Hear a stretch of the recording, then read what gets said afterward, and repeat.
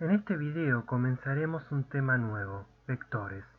Los vectores surgen cuando le damos orientación a los segmentos de recta. Consideremos dos puntos A y B y el segmento que los une. Es lo mismo decir que este es el segmento AB o el segmento BA, pues las frases, los extremos de este segmento son A y B, y por otro lado la frase, los extremos de este segmento son B y A, tienen el mismo significado. Supongamos ahora que queremos darle una orientación al segmento definiendo cuál de los extremos es el inicial y cuál es el final. Cuando hacemos esto obtenemos un vector. Para simbolizar un vector, en lugar de usar una raya como hacemos con los segmentos, usamos una flecha. Así, el vector AB es el vector con extremo inicial en A y extremo final en B. Y el vector BA es el vector con extremo inicial en B y extremo final en A. Para dibujar vectores también usamos flecha. El dibujo es como el de un segmento, más el agregado de una punta de flecha sobre el extremo final del vector.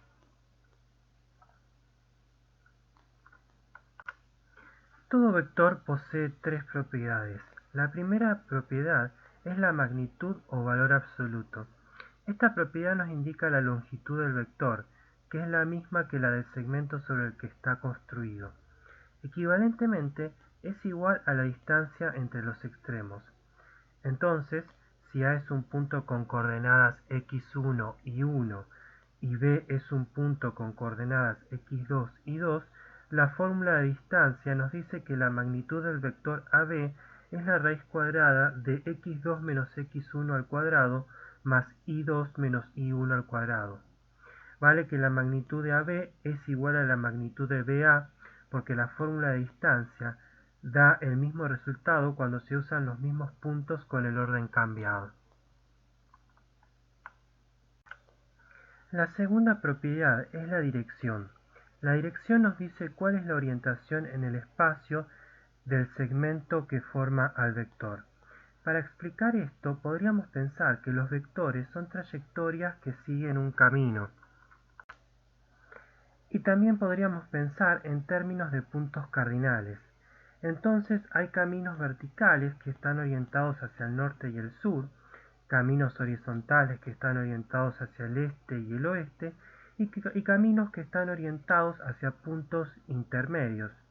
En este marco podría decirse que la dirección de un vector está determinada por la orientación del camino que siguen y que dos vectores tienen la misma dirección cuando siguen caminos igualmente orientados.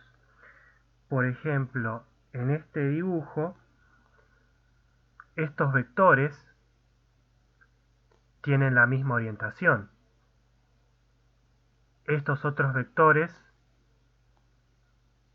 también comparten la dirección.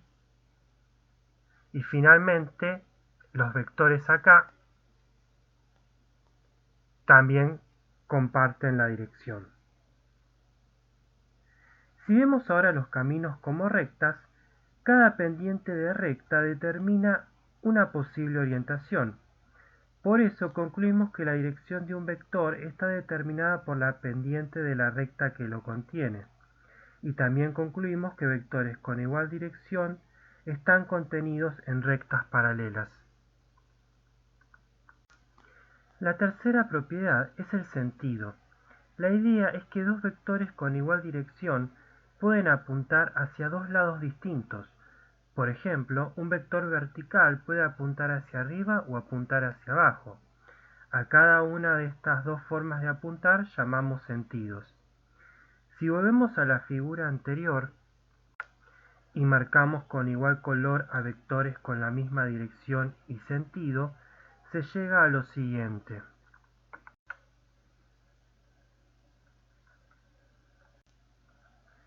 Llamaremos vectores equivalentes a aquellos que poseen la misma magnitud, dirección y sentido.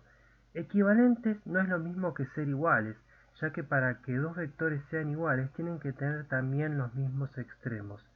pero gráficamente lucen como las mismas flechas con diferentes posiciones en el plano. Nosotros trabajaremos especialmente con vectores que tienen su punto inicial en el origen. Fijado el inicio en el origen, el vector queda determinado entonces por su extremo final. Entonces acostumbraremos a usar el extremo final del vector para nombrarlo. Por ejemplo, este es el vector 3, 5, este es el vector 4, menos 4, y este es el vector menos 4, menos 2. El hecho de que el extremo inicial sea el origen también ayuda a conocer las dimensiones del vector a partir de su nombre. Entonces, por ejemplo, 3, 5 es un vector tal que su extremo final está 3 unidades a la derecha y 5 unidades hacia arriba de su extremo inicial. Para estos vectores con su extremo en el origen, podemos definir operaciones. La primera operación que definimos es la suma. Para efectuar la suma, sumamos las primeras coordenadas y sumamos las segundas coordenadas. En el contexto en el que estamos, se suele usar el término escalar para referirse a un número real cualquiera. La segunda operación es el producto por un escalar. Cuando multiplicamos a un vector por un escalar r, el resultado es que cada una de las coordenadas es multiplicada por r.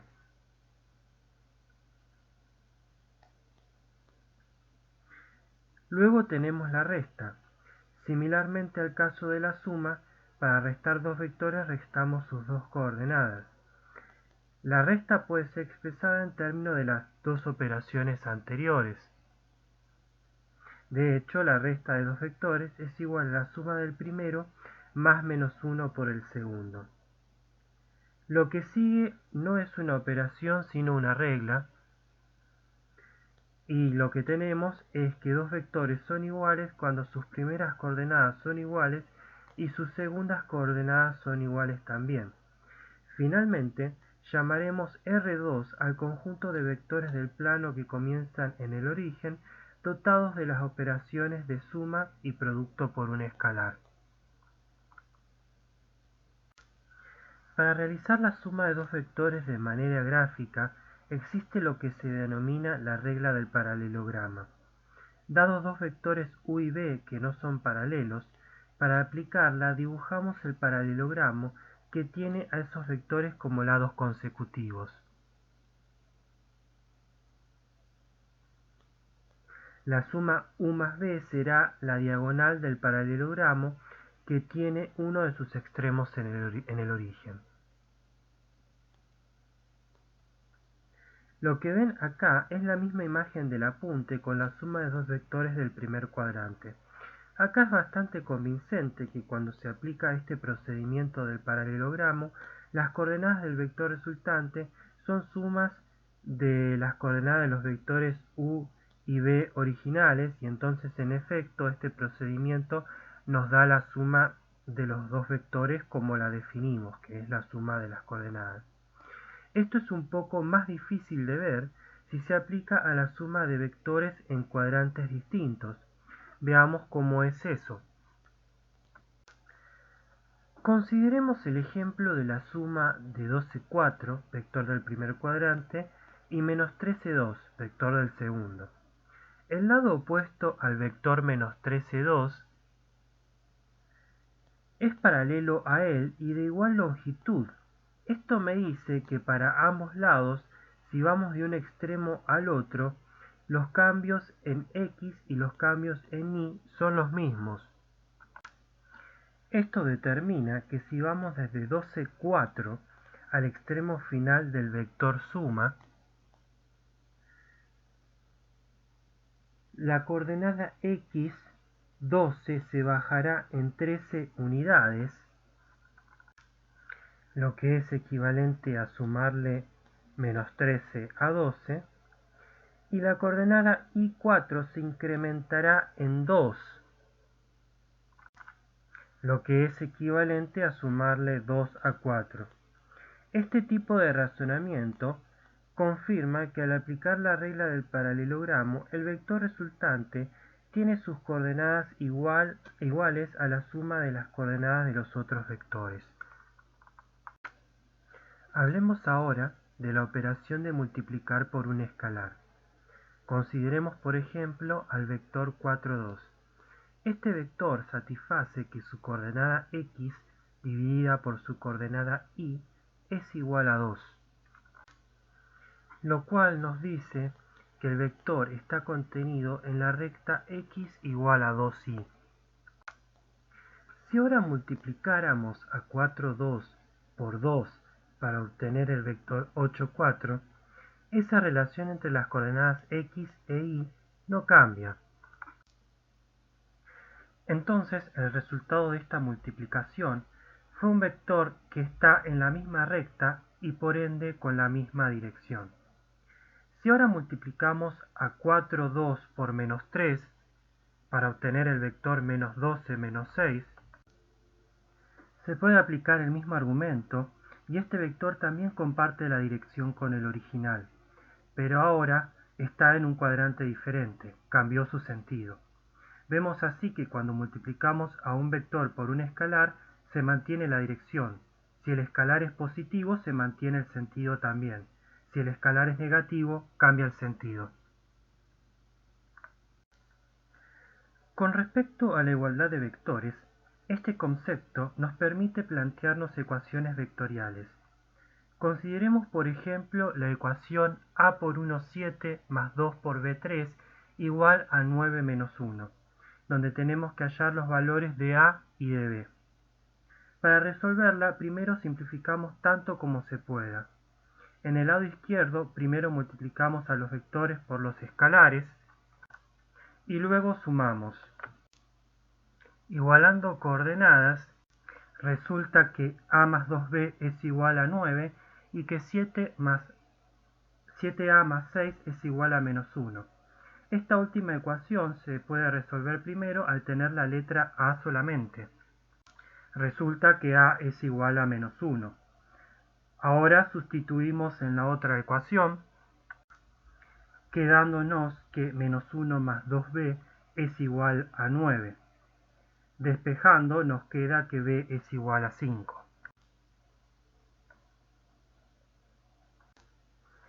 Veamos ahora algunas propiedades de la suma de vectores. Todas ellas son propiedades que la suma de números reales también satisface. La primera de ellas es la asociativa. No importa cómo agrupe los vectores, el resultado será el mismo. Si sumo los dos primeros vectores y al resultado le sumo el tercero, nos quedará lo mismo que si al primero le sumamos la suma del segundo y el tercero. La segunda es la propiedad conmutativa. El resultado de la suma de los vectores es independiente del orden. La tercera nos afirma que existe un neutro para la suma. Así como en la suma de números reales sumar 0 no cambia las cosas, en el caso de vectores, sumar el vector nulo que tiene todas sus coordenadas 0 no cambia nada. Y la última plantea la existencia del elemento opuesto, es decir, dado un vector, existe otro tal que la suma de ambos es el vector nulo. El vector opuesto es fácil de obtener, simplemente cambiamos los signos de las coordenadas. El apunte deja la demostración de estas propiedades como ejercicio. La idea es que apliquen las mismas propiedades de los números reales coordenada a coordenada. Para ejemplificar esto, probemos la propiedad conmutativa. Supongamos que u es el vector AB y que b es el vector CD. Entonces u más b es igual a más c, b más d, y b más u es igual a c más a, d más b. Es ahí donde podemos aplicar la propiedad conmutativa de la suma de números reales. Debido a ella, a más c es igual a c más a, lo que nos da la igualdad de las primeras coordenadas de u más b y de b más u. Y como b más d también es igual a d más b, vale también la igualdad de las segundas coordenadas y por lo tanto los vectores son iguales. Ahora pasemos a las propiedades del producto. La propiedad P1 es una versión de la propiedad asociativa. P2 y P4 son propiedades distributivas, nos muestran que es posible distribuir escalares y vectores. P3 nos dice que cuando multiplicamos a un vector por el escalar 1 no cambia, lo cual es lógico. Si cada coordenada es multiplicada por 1, permanece igual. Demostremos P1. Supongamos que B es el vector xy. Partiendo de A por B, si a B lo multiplicamos por B, y luego al resultado lo multiplicamos por A, ahora podemos aplicar la propiedad asociativa del producto de reales en cada una de las coordenadas, y es eso lo que nos permite llegar al vector AB multiplicado por B.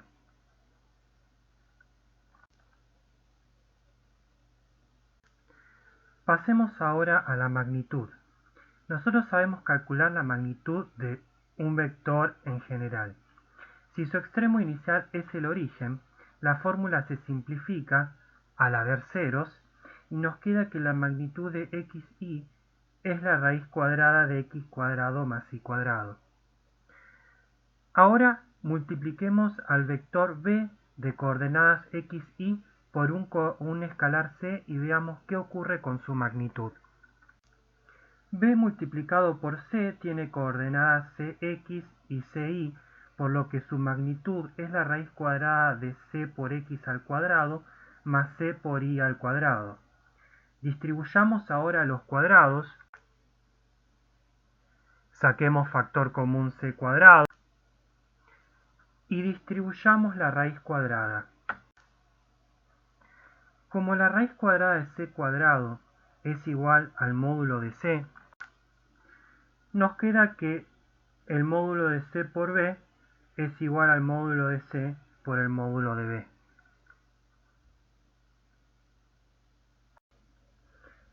Ahora veamos que entre todos los vectores existen dos que son especiales. Partamos de un vector AB, que puede ser cualquiera, escribámoslo como la suma de dos vectores, teniendo el primero la coordenada y nula y el segundo la coordenada x nula, y ahora saquemos de esos vectores a A y a B y coloquémoslo como escalares afuera. Resulta así que todo vector puede expresarse en términos de los vectores 1, 0 y 0, 1 a través de las operaciones de suma y producto por un escalar. A estos vectores llamaremos vectores canónicos. A 1, 0 se lo suele llamar vector i y a 0, 1 vector j. Entonces, por ejemplo, 1, 3 es igual a i más 3j, menos 2, 5 es igual a menos 2i más 5j, menos 6 menos 1 es igual a menos 6i menos j, y 4 menos 7 es igual a 4i menos 7j.